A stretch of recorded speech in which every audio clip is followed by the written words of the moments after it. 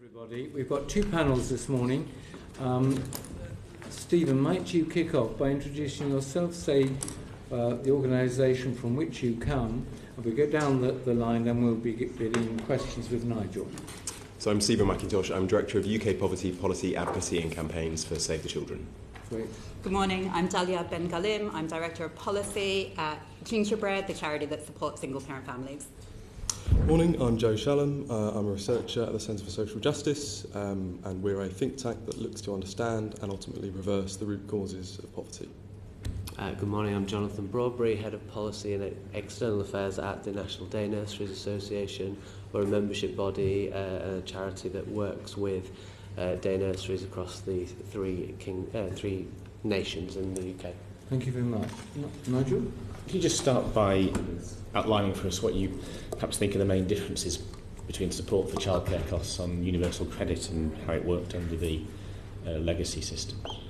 Stephen, do you want to start off? Sure. Can I just say, only come in if you've got something new to say. Please don't just recite what your colleagues have said. Unlike MP. We do that all the time. Well, that's our job. Nigel, sorry. Go on. Stephen. So I think one of the key differences in the government introducing universal credit was in the 85% of childcare costs which can be recouped by parents as a result. For many parents that may be an increase given that the percentage within some of the aspects of the previous benefit system was 70%. So welcome and recognise the fact that the government has continued to identify the costs of childcare as a major barrier to employment in doing so. I think there are certainly some groups for whom that isn't the case. So there are estimates which say that around 100,000 families, as a result of a combination of different elements of support from the previous benefit system, whether that be support with council tax, with housing or other elements, would have got up to 96% of their childcare costs covered under the previous system. And so there is a risk that actually some families set aside transitional protections but might be disadvantaged by the shift to universal credit. So it's critical that as well as that headline figure, we look at some of those families who could be disadvantaged.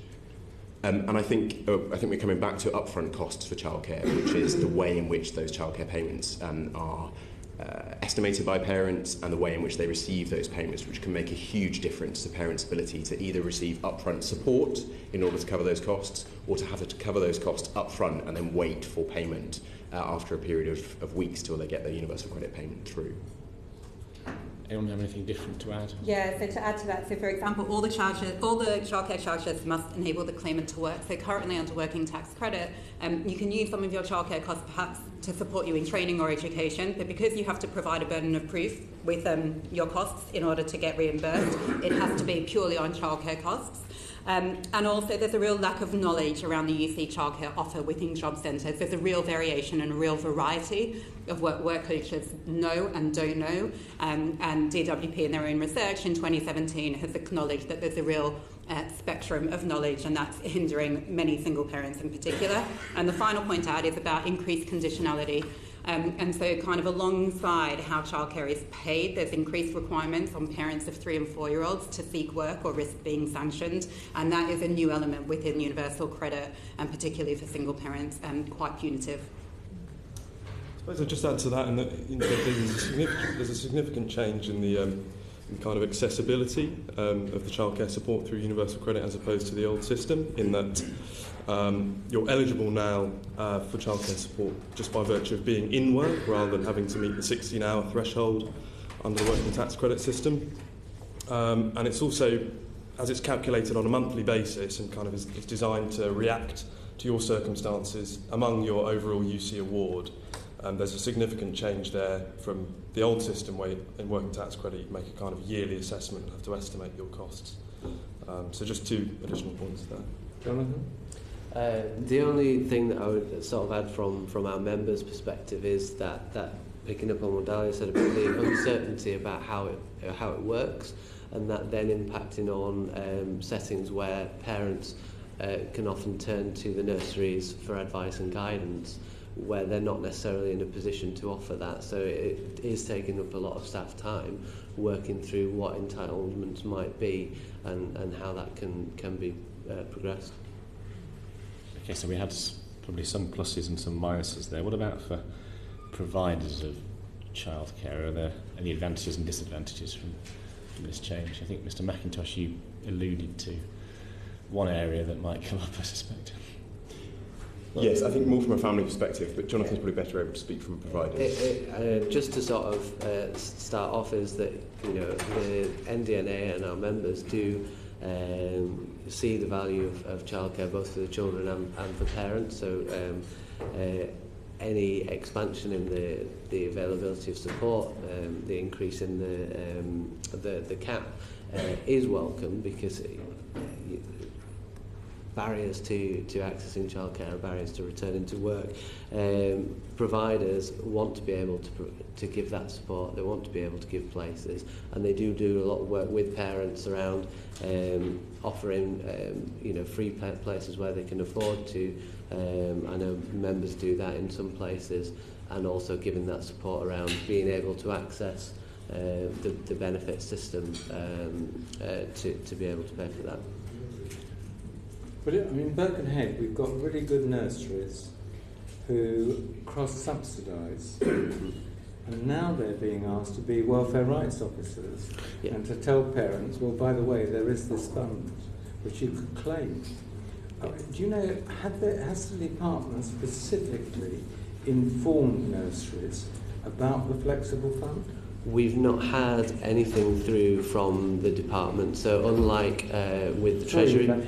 You've had some or nothing through? Nothing through, no. So unlike with the Treasury on tax-free childcare and the Department for Education on the funded hours offer, where NDNA as a membership organisation, it sits on working groups and also receives information to disseminate to members on the universal credit element. Then we've not received any information directly, and that could be something that would help nurseries, but a lot of our members push back and say actually the funding that they receive from departments for various elements, it's paying for childcare, it's not paying for administrative support, it's not paying to be benefits advisors, so anything that they're doing in that regard is over and above a gesture of goodwill in kind of wanting to work with these families. Right. Rosie? Dalia specifically, really. Is it easy enough for parents to find good quality childcare? It sounds like I don't know what's going on there. It sounds like on a spaceship. Oh, that's so strange. All right. We've landed, Rosie. We're on the moon. Is it easy enough for parents to find good quality, convenient childcare with the support that's available under UC?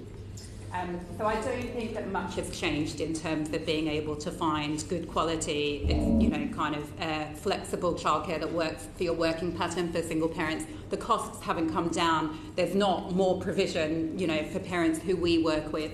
But it is harder. So we have parents who are too scared to take they see going into work as being a risk on universal credit, partly because of the work allowance and the kind of instability of income and everything around universal credit broadly, but also because they need to find the money up front to pay for childcare, and particularly if they're on a 0-hour contract or if they're not in secure work, it means that those costs are very high up front. They cannot find childcare that would meet their working needs. And it makes it really difficult. So I have a parent who was in touch with us called Jessica said, so she would get the invoices off to nursery. They were never the same each week for payments. She took them to her work coach, scanned them across, and then got a phone call to say, no, we don't need the invoices, we need receipts. You have to pay for it first.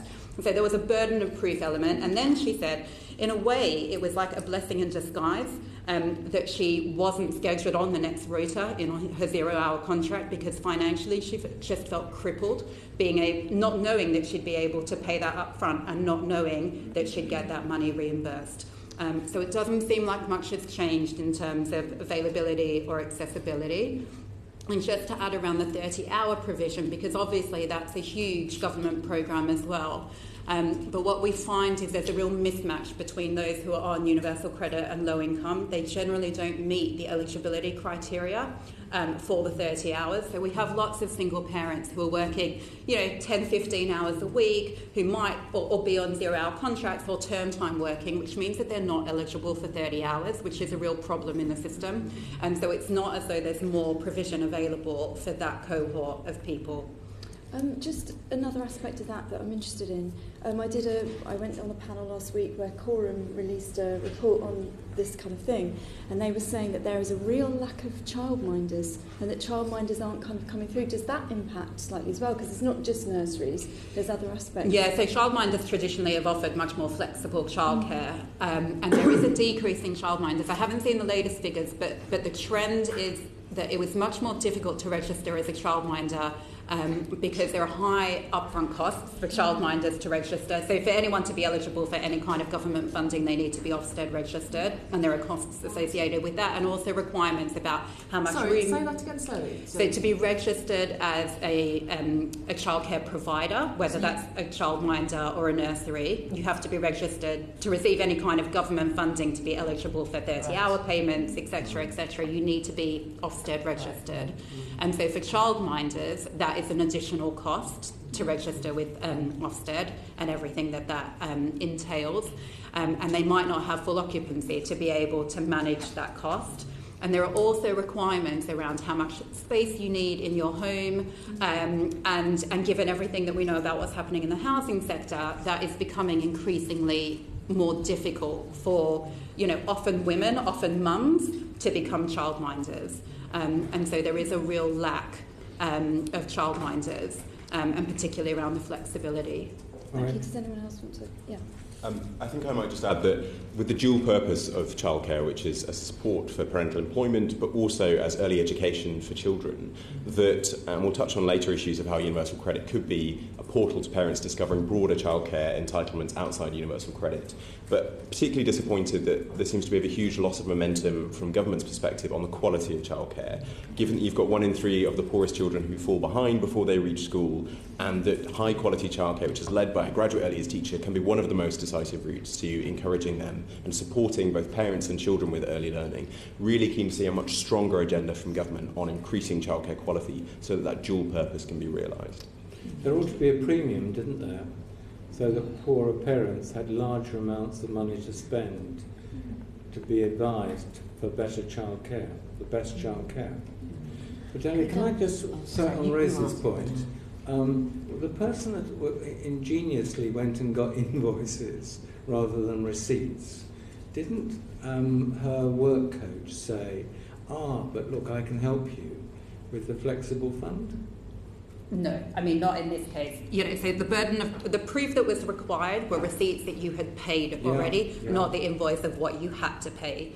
And so that was the conversation that, and it might have been that her work coach was really supportive in kind of helping her scan them into her journal and kind of really making sure that the receipts were well documented, but the level of proof that she required was around receipts, not around invoices. And I think for lots of, we've had another parent in touch whose kid goes to breakfast club and after school club, and generally you either transfer money or you pay in cash. And the breakfast club charged her to put receipts together because that's not something that they do, and she needed to have it on letterhead, and it was this whole kind of process of having the formality of like receipts. Doctors charging. Yeah. But Stephen's point is really important. We might pick up in our recommendations. How do we ensure the poorest mothers get the best? The only way government can help with that is for poorer mothers to have larger sums of money to spend, and therefore are not excluded from nurseries with graduates teaching. But you want to come in, Ruth, and then Heidi. Thank you. I've done some work around the 30 hours childcare issue, and quite a few providers there were saying that because of the having to provide the 30 hours, they're struggling to give the places of 15 hours free childcare, and that's obviously with you saying, Dalia, that most lone parents will only qualify for the 15 hours. Is that a particular issue that you're finding that they're struggling to find the 15 hours of free childcare? We haven't heard that specifically as a concern. I mean, the 15 hours has always, it's back to that dual purpose. The 15 hours has always been around, children and their education and kind of being ready for school. And the 30 hours is meant to be around supporting parents into employment, but they obviously clash in real life and for many providers. So we haven't had specifically concerns. Well, I mean, they haven't been increased. So we always have parents who are struggling to find 15 hours because of their working pattern. So most nurseries will either offer 15 hours in the morning or in an afternoon. They're the school-based nurseries. That's really great for kids. All the evidence around quality shows that that's really positive for children to have, 2.5, 3 hours a day, every day, consistently with high quality provision. It's not great if you're trying to find a job. There are very few jobs that are close to home that are 2 hours a day, and so it generally doesn't fit very many working patterns. So there's some nurseries will have more flexibility. You can use your 15 hours over 2 days or 3 days. There are usually additional costs associated to that in terms of kind of wraparound or lunches or meals, and so it's very difficult. Okay, thank you. If I could just yes. On that point as well, what our members are generally telling us is that there are issues around the 30 hours and the funding.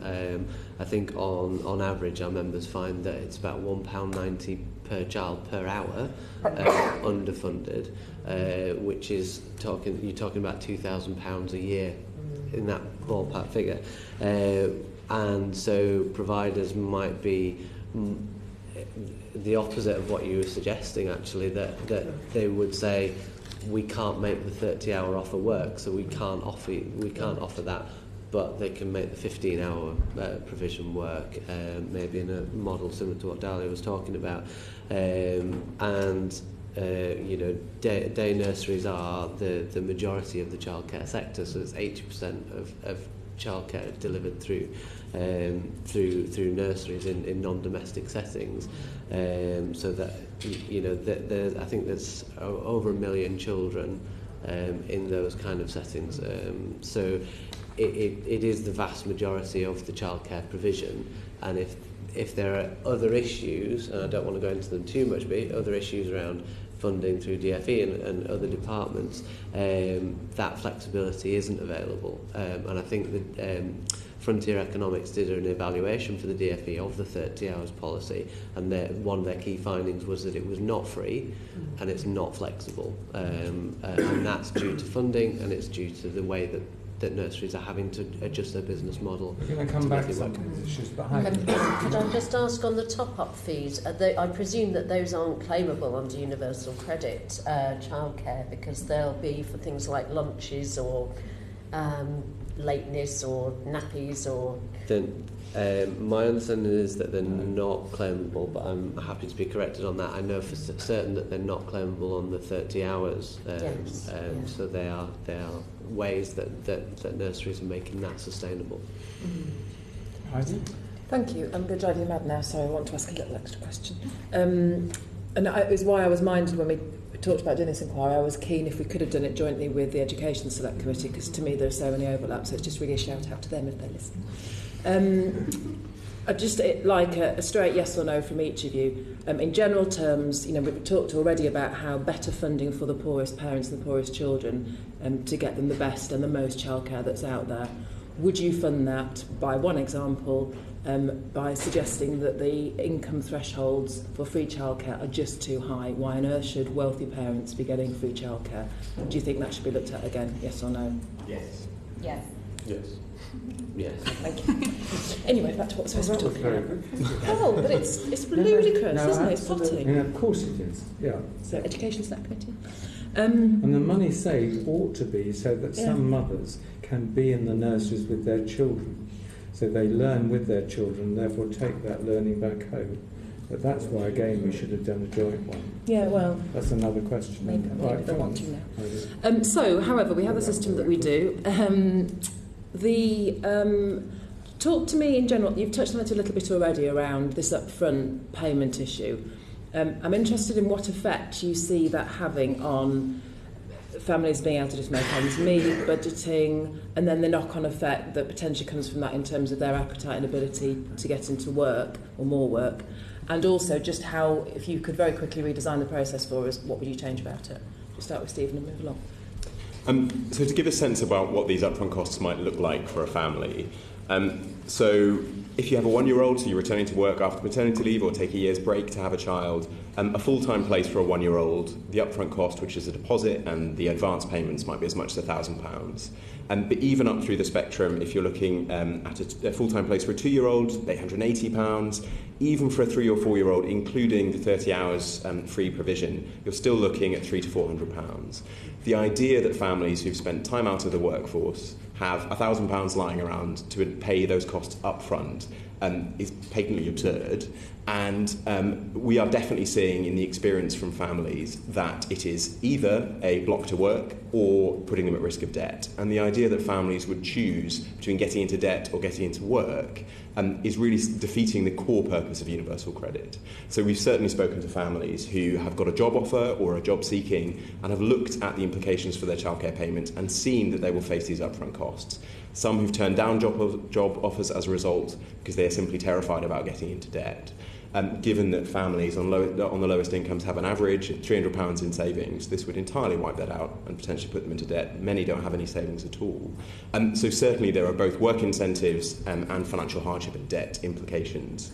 And this isn't just the moment your child starts childcare. Upfront costs are ongoing. So each month, whilst it might not be quite as high because the deposit element isn't part of that, I think one of the mums who we're working with, who you'll hear from later, her childcare costs each month is £700 to £800. So even though the majority of that might be claimed back as a result of the 85% support for childcare costs, she is still having to find £700 to £800 at the start of every childcare payment period. And I think perhaps we'll come on to the support that government has set out that might be available, but that's much more discretionary, short-term, small amounts. That system simply isn't designed to provide that ongoing support for government. It causes a cash flow crisis for families, but this needn't be for government, given that it's lifting up payment which families will get anyway, simply moving it in timelines. But I can come back to you some of the solutions and ways in which government can do that. That's like advance payments and first payment and all of that jazz as well, isn't it, really? Okay. Yeah, I mean, exactly the same. So. Very good. Anything, Joe? Yeah, I mean, I just emphasise that this is an issue that's affecting lower income families in general. They are put off by the costs of childcare from moving into work in a way that we're not seeing in higher income families. So 57% of C2D families said that they were put off from working from childcare costs. And in particular, we know that 90% of providers are charging for upfront costs now as well. So I think this is of critical importance. Steve touched on some of the support that is available through UC, so things like the Flexible Support Fund, things like budgeting advances. And from our research into this, I think we've kind of identified that each of these options aren't necessarily going to work when it comes to childcare in particular. The idea that you might receive an advance every month to cover your kind of costs on this kind of monthly basis that works alongside the monthly UC award isn't something that we think is kind of congruent with the design of UC, and nor is it actually possible in the regulations, in that the budgeting advances in UC, you're only allowed one at a time, and I think the maximum you can get from a budgeting advance is £812, which doesn't actually cover the average upfront cost you could expect for a 1-year-old in full-time care, so it wouldn't cover you anyway. So there's a few things there to look at. Good. Anything? I just want to sort of come in on the upfront costs that, from the other side of it. So obviously nursery providers, they're not to get too much into the education select committee side of things again, but there are requirements around staff ratios to children. So nurseries need to know in advance how many children they're going to have, so that they can ensure that they've got the right staff, the right number of staff in place, and the right qualification level of staff in place. That our members tell us that is pretty much a constant juggle for them. So, you know, if they're, Stephen mentioned the cost for different ages. If you've got a very young child, then you need one member of staff for 3 children, whereas obviously when you're getting into 3 and 4, it can be one member of staff for every 8 or 13 if you've got a qualified teacher in there. So nurseries need to know in advance how many children they're going to have, what age they're going to be, but that they are going to be there, and that they're going to be taking up those places. So deposits are charged, and as Joe mentioned, by a vast majority of providers, and that is to make their businesses sustainable and to make sure that they can open their doors when those families arrive. Fine, can we pause there? Back to Heidi? Yeah, just quickly, without wanting to completely redesign the UC process, why not? Because we do most weeks. How would you change this? Presumably, the I want a receipt, not an invoice, is around making sure there's no fraud here and you're not pretending that you're going to take up childcare, etc. But could you, I mean, I've no idea, I'm thinking off the top of my head, but could you envisage a bit like the department is coming round to the idea of changing paying your housing direct? Actually, if I can't manage it, I'm going to pay it direct to the landlord. Appreciating some of these, perhaps this question for you, Jonathan, perhaps being smaller childminders and smaller organisations, could you envisage it where the money does not pass go straight to the child provider? Is that childcare provider? Is that something? Yeah. Can I'll take this first. That's exactly what NDNA is proposing. My understanding from Universal Credit is it's supposed to mimic the return to work, but actually now that other childcare elements have progressed, I'm thinking specifically tax-free childcare. That is a system whereby parents put into an account, and the support is 20%, but the support is there up front. So if that is the world that they're expected to move towards, we don't see why there couldn't be something whereby any form of support that a parent is getting for childcare goes into the accounts that are already set up with HMRC, and can be paid to the provider of choice by the parent, and the parent then has the flexibility to say, I want them to go to a childminder first thing, the childminder take them to a nursery or a nursery school, and then the childminder pick them up, and have that flexibility and have a lot more control. It's very clunky at the moment, isn't it? It's one receipt, one. It's very clunky. There's a lot of administration on all sides. So local authorities receive some elements of the payments and then distribute it and take a percentage for administration. Nurseries do an element of administration. Parents do an element of administration. We feel that there certainly should be the technological infrastructure in place within government to say. You reckon? As I did say, should. It's a good idea, though, isn't it? Because it would give your members a certainty that they don't have now. It would address elements of questions that parents have about not knowing what they're entitled to and how to get it. It would give members certainty, and it would reduce their administrative costs so that frontline staff can do what they need to do, which is looking after children. Would you still need the deposits if you had that certainty of funding coming? That's a good question. I don't know off the top of my head. There might be a reduced need for quite some. Could you have a think about that for us, maybe? Because that would be a huge cost saving, or a lack of, sort of less money sloshing around the system.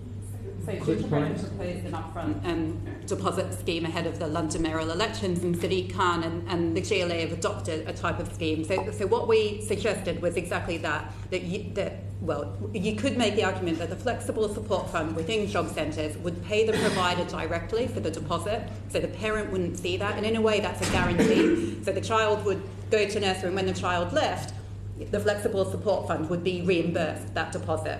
And so in that way, there is a risk. There's definitely risk for the flexible support fund, but the risk is pretty low, and it's not on the shoulders of parents.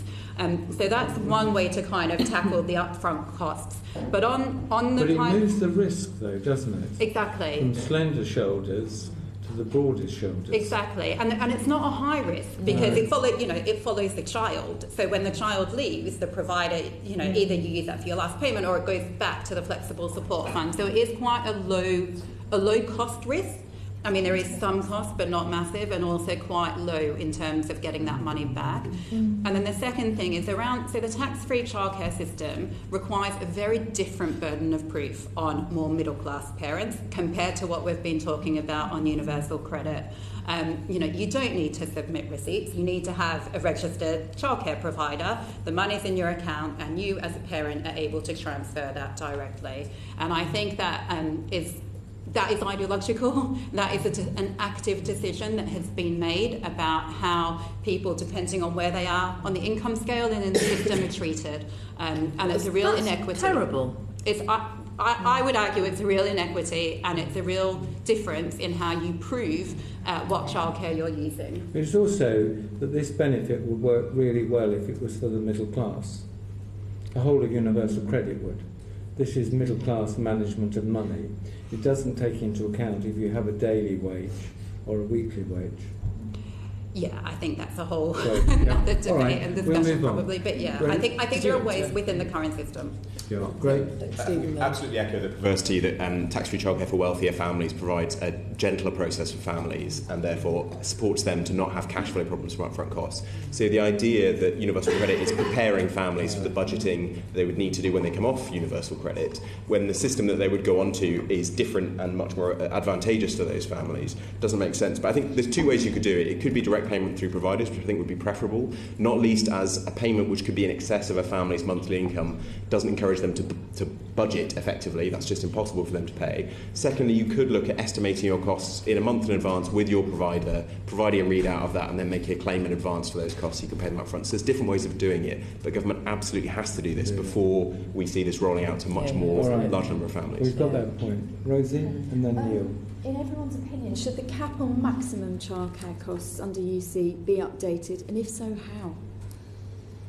Well, I think we looked at this and we looked at the average cost of childcare across the country, and we kind of thought, with a limited pool of resources, what's the best way to put more petrol in the engine of this system? And we thought that actually by focusing on the coverage, so the percentage of costs covered up to the cap, was a more equitable way of supporting families across the country where in some areas are actually quite well covered by the current cap. In other areas it's less so, but I think we looked at the most progressive way of improving it. So for us, it's an option, but not necessarily a priority if we're going to invest more into UC's childcare support. Okay, anyone else want to comment on that? We have regional rent levels. Why can't we have regional payments for childcare if there are these differences in costs? All right, we'll leave that question with you. Sorry, if I could just quickly, something that's just popped into my head. We do have differential hourly rates for the 30 hours. So authorities in London will pay more per hour of childcare than authorities in the north. Our perception is that it's not enough across the board, but there is already a mechanism within DFE that says childcare costs more here than it does there, and it does differ from local authority to local authority. Well, that leads to the next question. Is the cap set at a realistic level? I mean, does it work out? So it hasn't been uprated. So the kind of childcare support within working tax credits haven't been uprated for many years. I can't remember exactly. I don't know if you know, but it certainly hasn't risen with inflation nor with the increasing childcare costs. And so I think that would probably be the first step to adjust the rate of support in line with childcare costs and in line with inflation. I think as a first step. I mean, we haven't done the costings. I don't know how much that would cost. But I think that would probably be the minimum requirement of kind of starting to reduce that cap, at least make it reflect childcare costs. Presumably especially for providers.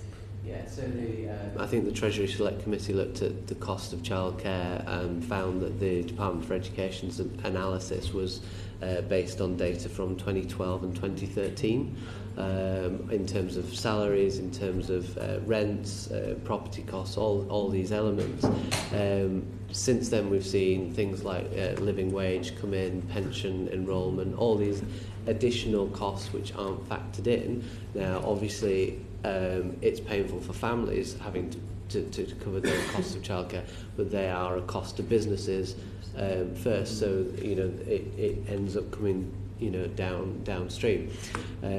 So I would say across government there is an underappreciation of what different government regulations do to the cost of childcare. But Jonathan, the cap was set in 205, wasn't it? I don't know the exact date for that. So they then based it on 210.11, and now we're in 218. That's a good point, though, isn't it? Because we're always banging on about good quality childcare, but we expect to pay very low levels for that, and it's one of the worst paid sectors in the entire country, isn't it? We want brilliant childcare for no money. Yes, yeah. There's increasing evidence of high turnover in staff, certainly young people joining, and I know that there are efforts in Wales and in Scotland to increase recruitment and look at childcare recruitment in a different light, rather than this kind of hair and care attitude of, if you're not doing so well academically, have you thought of this? Actually, it's demanding. And you are providing education for the very formative stages of a child's life, and as Stephen alluded to, the need for high quality in that setting is phenomenal, but the salaries that providers are able to offer just isn't there, and that's maybe why you're not seeing so many childminders as well, because they just can't make it work. Right. Neil, thank you. I have an amazing constituent called Leanne, and she's amazing for lots of different reasons, not least she's the first woman ever to undertake an apprenticeship as a lighterman on the River Thames.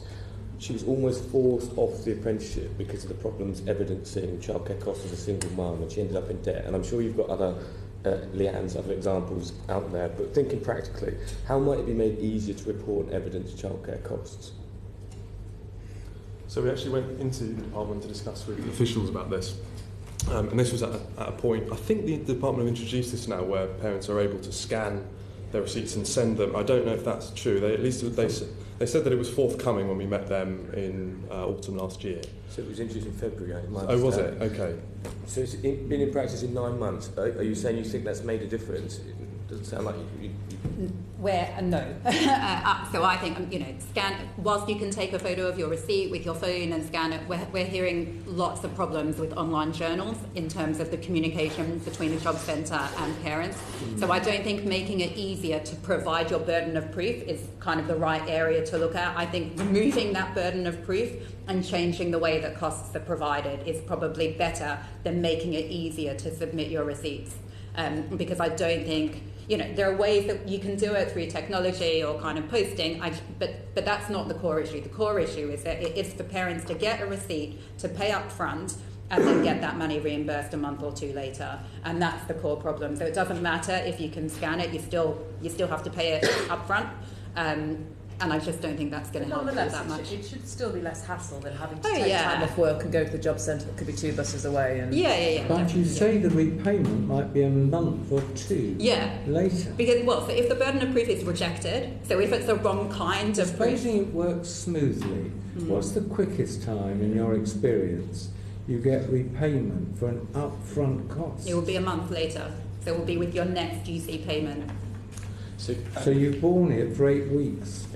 I think. Sorry. No, go for it. I'm pretty sure that within the regulations, work coaches can move that childcare payment 1 month into your current assessment period rather than into your next month's payment, if they identify that it's preventing you from moving into work. I think there's again, this is a huge, there's a question about awareness of this and whether work coaches know which tools they have available to them. But I think you can. So I think within your assessment period, that could be necessarily a month if you're, at the very start of it. If you're close to being paid, then that could be a week. But the truth is, you're really great experts in this, and we ask work coaches to do a huge amount of tasks. The idea that they're as expert as you, those who are the most willing in the world, it's not realistic, is it? Sorry, back to Neil. Yeah, I know Steve wants to come. I might just add, on where childcare payments sit within universal credit and the challenges that families face, we know from DWP's figures that 1 in 3 childcare payments are late, and that childcare payments are the most likely parts of universal credit to be late. So it's also in looking at how families experience the system. This is one of the most challenging areas. And to echo the point, if the decision... Why is that, do you think? Just because of this clunky sending and you receipt business? I suspect so. Right. And as well as parents struggling to get the receipts, the invoices, that payments are also being rejected. So we spoke to a mum recently who was expecting her payment on a Wednesday because she needed to make that payment to a provider to keep the childcare place. And she was told on the Monday that the same proof she'd been offering month after month had been refused, and therefore she was at risk of not getting that payment and not being able to pay the childcare So provider. was that an issue with the work coach not understanding, whoever it was in jobs in the scene, not understanding what was a valid document? So it's when it reaches a decision maker who reviews the decision and looks at it. So it's unclear whether that was the validity of the document or it was a judgment that she had not used the childcare or she'd used more childcare than she needed. But again, this had been a consistent pattern of childcare usage, so it shouldn't have been a question. She had no change in circumstances. The department will tell us the online system and doing through the journals, taking a photo of your receipt should make this work. So what is the problem? The problem is that the journals aren't working for every claimant on UC. So there are lots of, so there's a lack of information, there is a lack of alerts.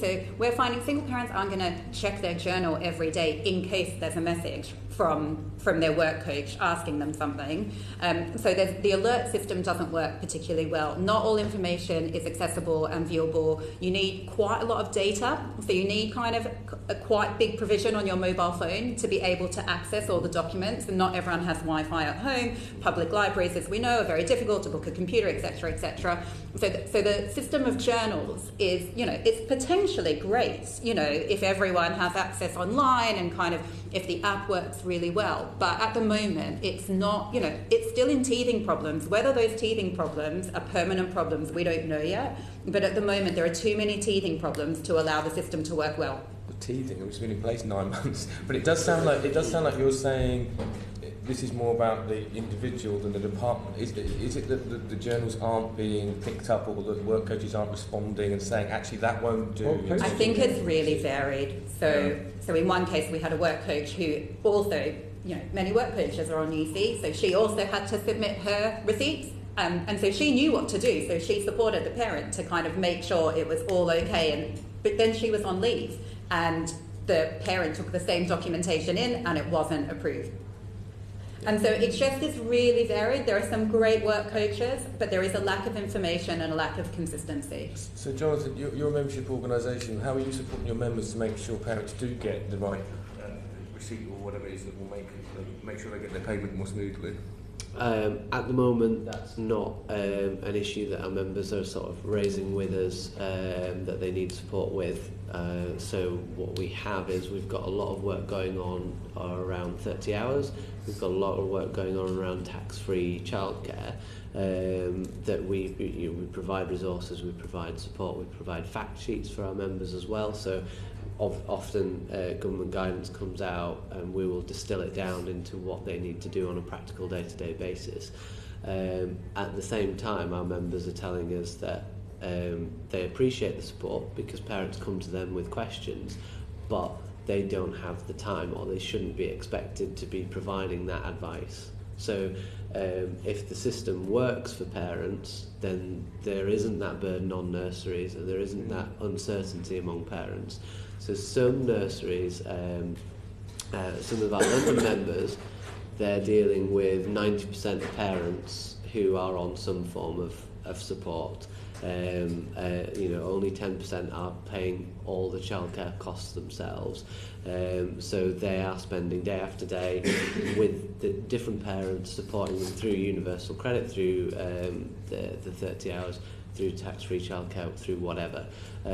So there hasn't been a request from our membership yet, but I think we're still at around 10% rollout, if I remember the figures, and most of that is single parents. So actually, in terms of where we are nationally, there's not a lot of, as a proportion, a lot of parents on this element of universal credit. It's 14,000. God, it does show what the work ethic is, doesn't it? You go through all of this with all these risks.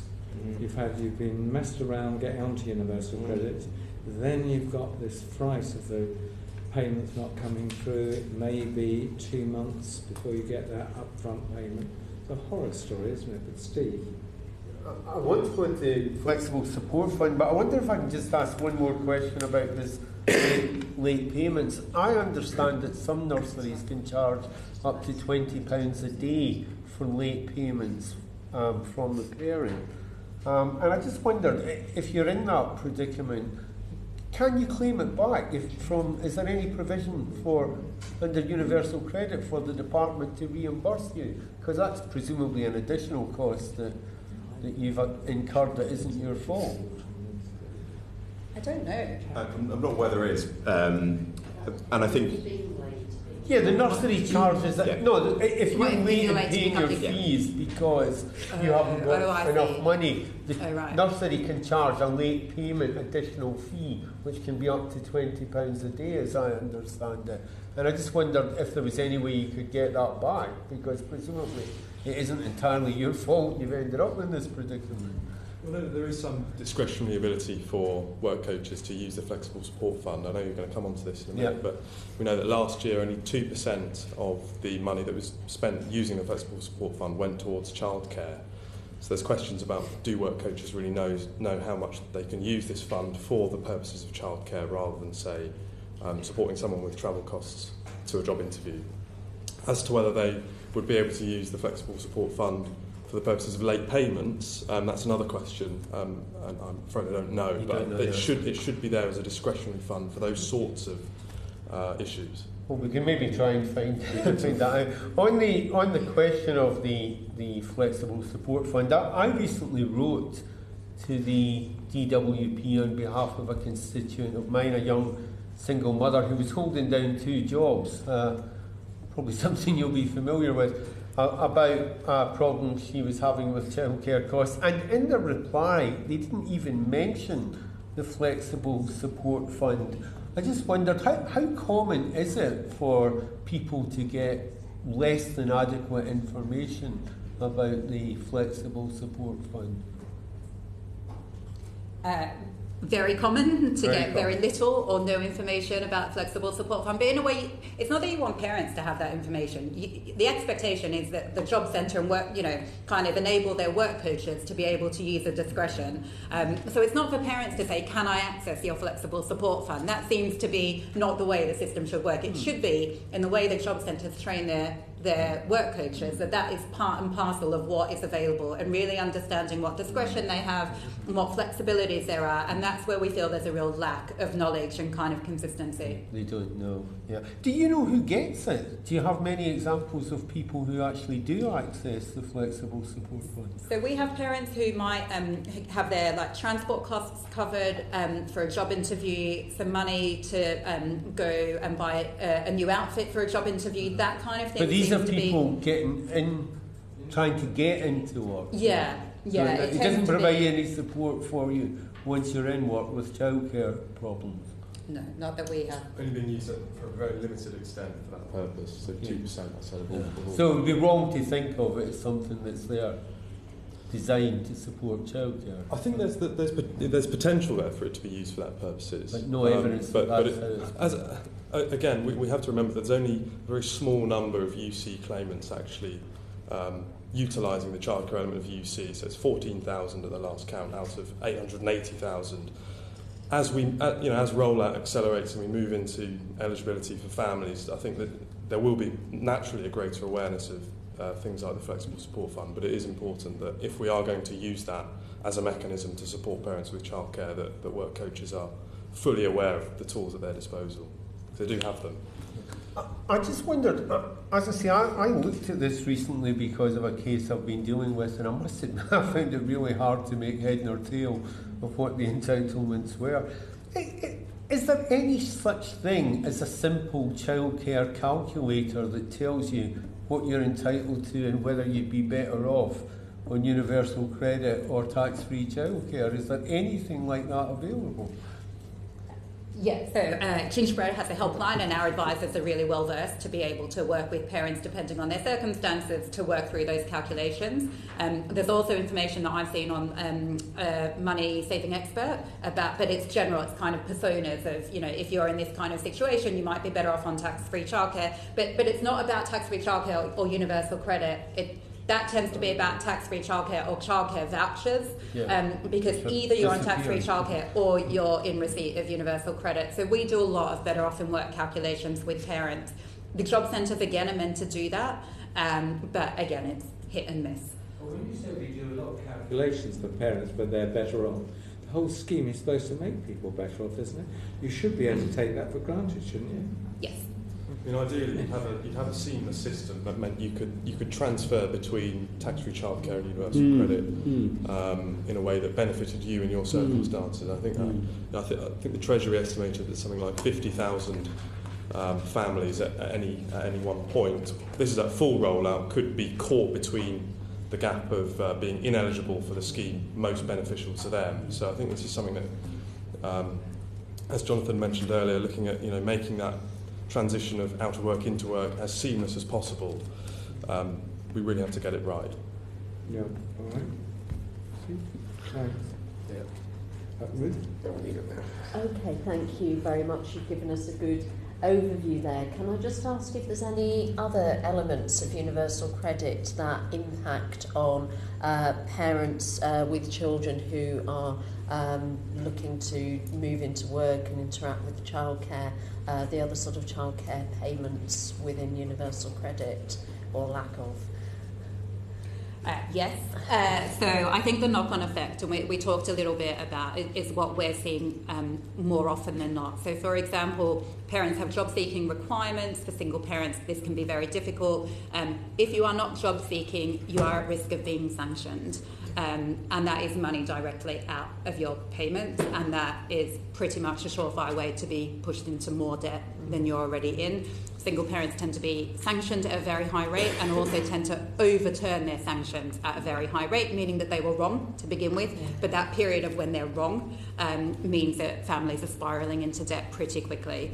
So that is one way, and particularly around the increased conditionality in the system for everyone, but particularly for parents of preschool-aged children, where we know that the childcare provision isn't there, it's very expensive, everything that we've talked about, there's a real lack of flexible work.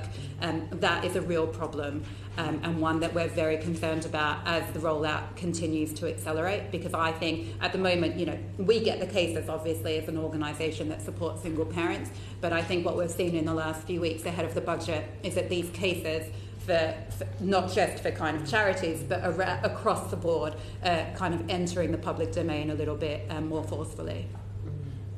I think I'll just add on the interaction between the childcare element and withdrawal rates for universal credit does create some pretty eye-watering effective marginal tax rate for specific groups of families. So if you're, for example, and many lone parents, but particularly also second earners, so if you've got a couple of parents where there's one parent already in work and the second parent returns to work after they've had young children. So you could look, for example, at a couple with the second earner going to work with two children. If they move into part-time work, the effective marginal tax rate would be around 73%, meaning they're keeping around £2.10 of what they earn. But then if they go into full-time work, so moving to both parents going to work, as they increasingly earn, the rate ends up at 91%. So they're just keeping 9% of their earnings. So again, look at the principles of universal credit for specific groups, particularly those second earners, but also for lone parents. And that interaction between the costs of childcare, but also work allowances and withdrawal rate is incredibly intense. Can Neil come in quickly and then back to Ruth? It's just a very quick follow-up to David's point about the conditions and the agreement. To what extent are the people you support telling you that it isn't an agreement, it isn't a deliberative process, they're just compelled, they're just told what they have to do? Yeah, I mean, that's generally the norm. The norm is that parents feel the pressure of seeking work or risk of being sanctioned. So Lynn was working 12 hours a week and her daughter started school, her shifts became more unpredictable, she was on a 0-hour contract. So she had to leave her job because she couldn't do the drop-off and pick-ups, and the after-school childcare wasn't there. And when we last spoke to her, she was at risk of being sanctioned. So, what should she do? you know, what are her options without, you know, so either she's going to be sanctioned in the system, or she has to pay extra childcare for her child, not knowing if she's going to have work. I mean, she's really caught. And she has to pay them up front. And she has to pay them up front. So, and that's pretty standard. That's, you know, she's not an exceptional case. And that's, I think, if it was an exceptional case, that would be, I mean, it's not great for her, but I think that would be okay. You know, that would be something that charities could support. We could kind of make sure that there were safeguards there. You know, we could, but if that's the norm, that's a real problem. And that's what we're seeing time and time again from parents who are contacting us. I'm sure that's what other, you know, whilst there are specific elements around universal credit that particularly affect single parents, it's, you know, it can be punitive for other groups as well. So it's like parents are being penalised to move into low quality work that is insecure. There's no good solution for many parents. Like, it's really that they're trapped. But it's also meant to be an agreement between the individual and the job centre. And it's to what extent it is a genuine agreement. Well, it's not an agreement if there's a sanction system behind it. So it means that no matter what, you know, you can't control whether your employer is going to give you 3 hours work or 15 hours work. And so in a way, whilst, you know, you could have a really positive conversation between parent and work coach, but when there's a sanction system sitting behind it, it's not a genuine conversation, because as soon as you slip up, or as soon as your employer doesn't offer you the flexibility that you need, or as soon as your kid gets chickenpox and you're off school, you know, they're off school for 2 weeks, then already it starts to unravel very quickly. And that's line. Ruth? No, that's a really good point. Can I ask if anything around the reductions in support for disabled children or the 2-child limit impacted on childcare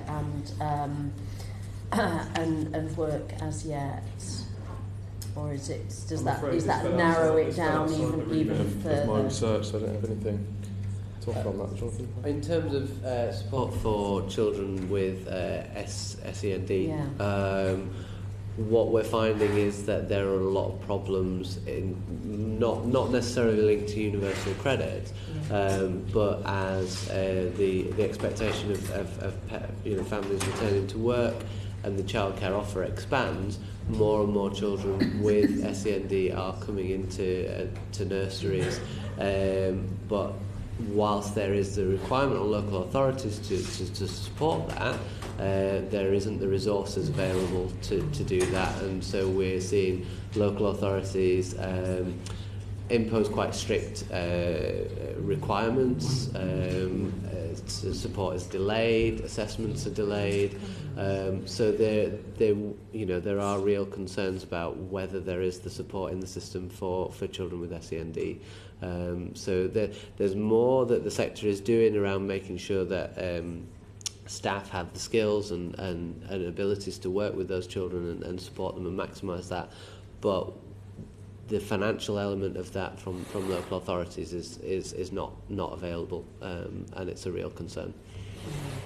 All right. There are just a couple of concerns around disability from our perspective. So there's a reduction in support for disabled children unless they're in receipt of high rate DLA within universal credit. So we haven't had cases yet on the helpline, but I would imagine as time goes on, that would be, I mean, that's a concern of ours. And also where single parents need to stop working to care for a disabled child, they're not exempt from their work-seeking requirements. So they are still at risk of being sanctioned until that assessment happens. So again, that is pretty worrying and could cause quite a lot of financial and emotional hardship. Sorry, Right. can you just re-emphasise that for a second? So if a child has been assessed by all these assessments as having those needs, and that parent has to be the carer, there's no link up between that parent being exempt from these? Not during the assessment period. Wow, okay. Which, as we know, has been delayed in many cases for a whole other set of reasons. Exactly. So you are still subject to work-seeking requirements during that time. All right. Thank you very, very much for that grim evidence. But solutions. We've had solutions. Well, I think we just will have to move very quickly to do a report on this. Thank you very much for coming. I don't know if anybody else is in there.